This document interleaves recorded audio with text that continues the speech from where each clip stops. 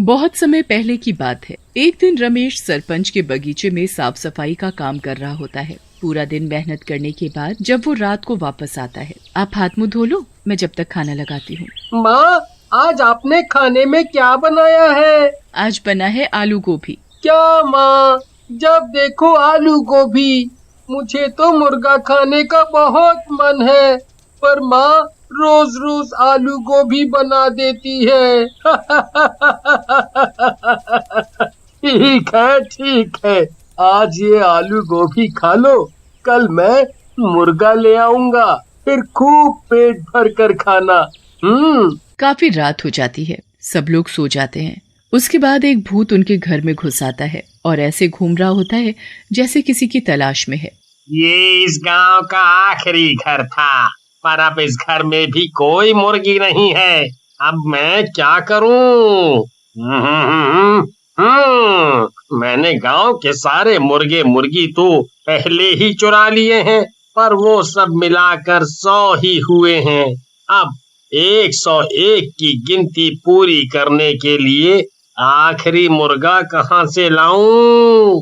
भूत निराश होकर घर से वापस जाने लगता है, पर अचानक उसे एक ख्याल आता है। क्यों ना मैं अंदर सो रहे उस बच्चे को ही मुर्गा बना दूं। ऐसे मेरे पूरे 101 मुर्गों की गिनती पूरी हो जाएगी। भूत दोनों में से राहुल को गोद में उठाता है और हवा में उड़ता हुआ घर से बाहर निकल आता है। राहुल इतनी गहरी नींद में होता है कि उसे पता ही नहीं चलता कि उसे किसी भूत ने उठा लिया है। भूत उड़ता हुआ उसे एक घर में ले जाता है। उस घर में बहुत से मुर्गे मुर्गियां पिंजरों में बंद चिल्ला रहे होते हैं। उसके बाद भूत राहुल को जमीन पर लिटा देता है और उसके चारों तरफ लाल रंग का घेरा बना देता है। शैतानों के शैतान, ये है आपका नया मेहमान। भूत घेरे के चारों तरफ गोल गोल घूमने लगता है और राहुल के ऊपर जादू करने लगता है। कुछ देर बाद राहुल एक मुर्गे में बदल जाता है। राहुल अपने पैरों की तरफ देखता है, पर उसके पैर तो पंजों में बदल चुके होते हैं।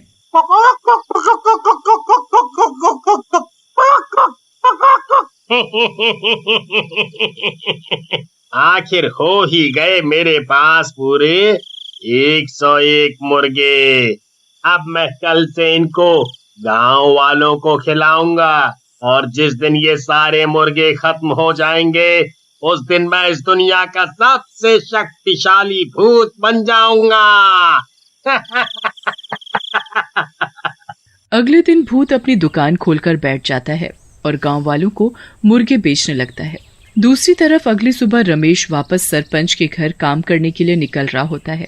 मैं जा रहा हूँ, शाम को आते वक्त राहुल के लिए मुर्गा लेता आऊंगा। जी ठीक है।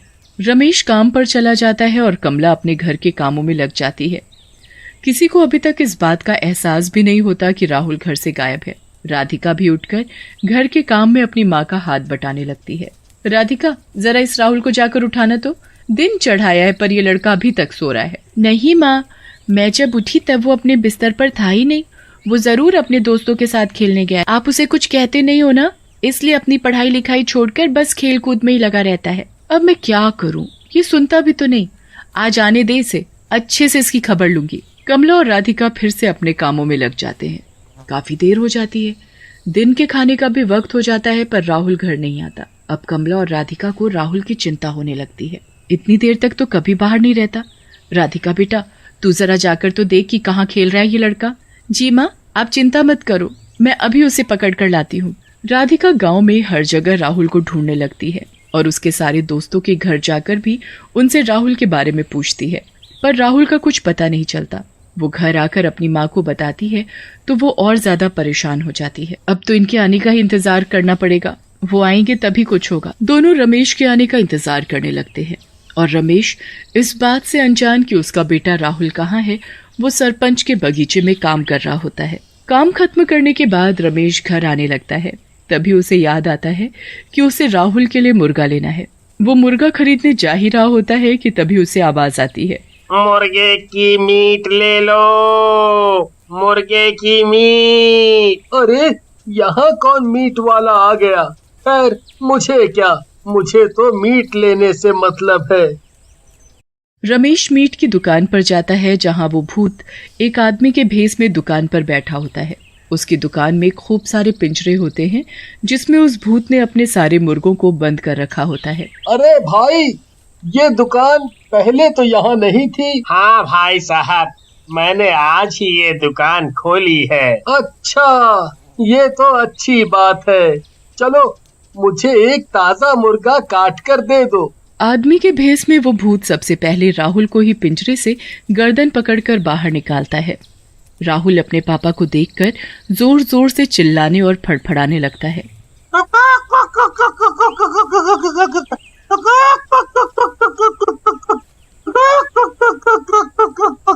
रमेश को कुछ अलग सा महसूस होता है। उसका बिल्कुल मन नहीं मानता कि वो उस मुर्गे को कटवाए। अरे भाई साहब, आप इसे काटो मत, मैं इसे घर जाकर खुद काट लूंगा। आप मुझे ये मुर्गा ऐसे ही दे दो। मैं काटूं या ये आदमी?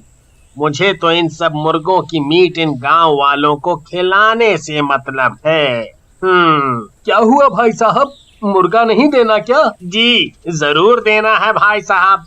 आप ये मुर्गा पकड़ो और घर जाकर ताजा ताजा काट कर खाना। रमेश उस मुर्गे को घर ले आता है। वो कमला और राधिका को ऐसे रोते देख हैरान होता है। क्या हुआ तुम दोनों को, रो क्यों रहे हो? राधिका सारी बात अपने पापा को बताती है। हे भगवान, ये कैसे हो गया? राहुल ऐसे कैसे गायब हो सकता है?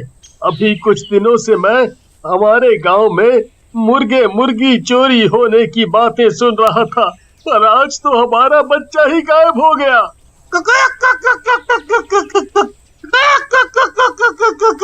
ये क्या ले आए? मैं तो आज राहुल के लिए ही मुर्गे का मीट लाने वाला था, पर पता नहीं क्यों जब दुकान वाला इस मुर्गे को काटने लगा तो मुझसे देखा नहीं गया, इसलिए मैं इसे जिंदा ही घर ले आया।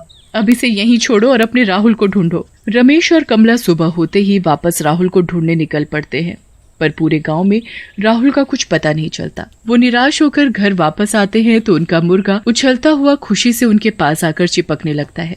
क्या मुसीबत है ये, हटाओ इसे मेरे पास से। एक तो मेरा बेटा नहीं मिल रहा और ऊपर से ये मुसीबत। बहुत दिन गुजर जाते हैं पर राहुल का कुछ पता नहीं चलता।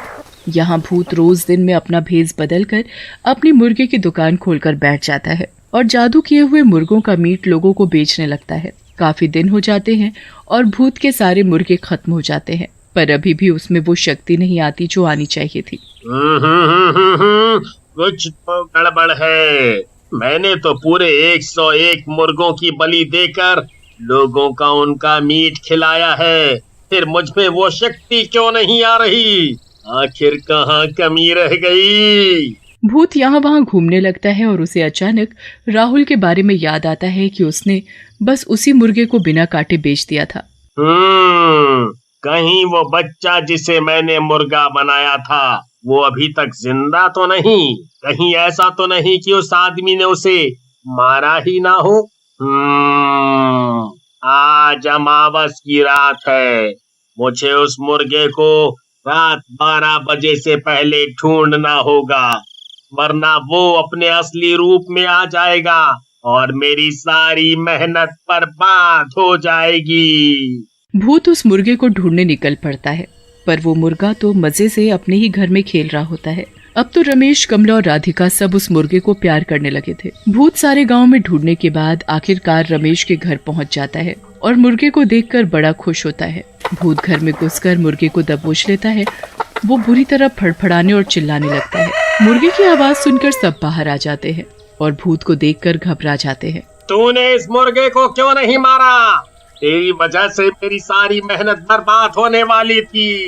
इस मुर्गे को छोड़ दो, ये हमारा है। कभी नहीं, कभी नहीं। भूत मुर्गे को लेकर भाग ही रहा होता है, तभी मुर्गा उसके हाथ से निकलकर भाग जाता है। भूत उस मुर्गे के पीछे पीछे भागने लगता है। मुर्गा कभी पलंग के नीचे घुस जाता है। भूत उस मुर्गे को पकड़ने के लिए पूरे घर में भागने लगता है। इतने में 12 बज जाते हैं और वो मुर्गा अचानक राहुल बन जाता है। राहुल को देखकर सब लोग खुशी से पागल हो जाते हैं। वो भूत वहाँ से गायब हो जाता है। उसके बाद राहुल सारी बात अपने घर वालों को बताता है और सब खुशी खुशी रहने लगते हैं।